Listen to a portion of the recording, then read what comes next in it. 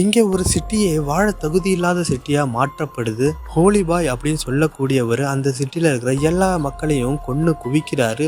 Almost அந்த சிட்டில இருக்கிற எல்லா மக்களையுமே கொன்னுட்டாரு. ஆனா இன்னும் ஒருத்தவன் மட்டும் எங்கேயோ ஒளிஞ்சிருக்கான் அப்படின்ட்டு அவருக்கு தகவல் கிடைக்குது. அந்த ஒருத்தவன் மட்டும் இந்த ஹோலி பாய் கையில மாட்டவே மாட்டேன்றான். ஒரு வழியா அந்த ஹோலி பாய் அந்த கடைசி மனிதனையும் கண்டுபிடிச்சு அவன் வீட்டுக்கே போயிடுறாரு. வீட்டுக்கு போய் பார்த்தா அவன் ரொம்பவே பயத்துல இருக்கான்.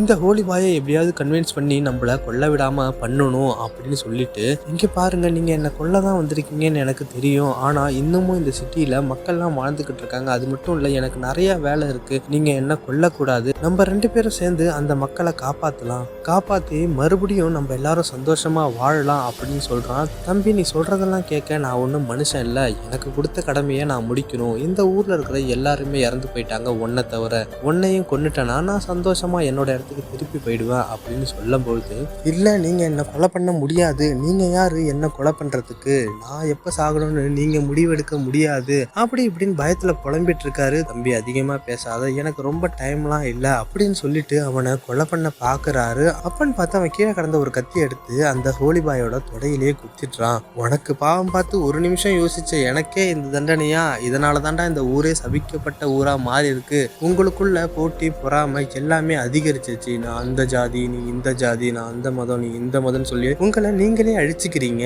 உங்களை மாதிரி ஆளுங்களுக்கு கடவுள் கொடுத்த தண்டனை இதுதான். உங்களை விட்டு வச்சா மொத்த உலகத்தையுமே ஜாதி மதம்ன்ற பேரால கொன்னு குமிச்சிடுவீங்க. உங்களை மாதிரி ஆளுங்கள்லாம் இந்த பூமியில வாழ தகுதி இல்லாதவங்க அப்படின்னு சொல்லிட்டு அந்த லாஸ்ட் நபரையும் கொலை பண்ணிடுறாரு. இப்ப அவரு டைரியை எடுத்து கடைசியா இருந்த ஒரே ஒரு ஆளையும் கொன்னுட்டேன் அப்படின்னு மார்க் பண்ணி அவர் வந்த இடத்துக்கே திருப்பி போயிடுறாரு. ஸோ வீடியோ பிடிச்சிருந்துச்சுன்னா மறக்காம லைக் பண்ணிட்டு நம்ம சேனலை சப்ஸ்கிரைப் பண்ணுங்க.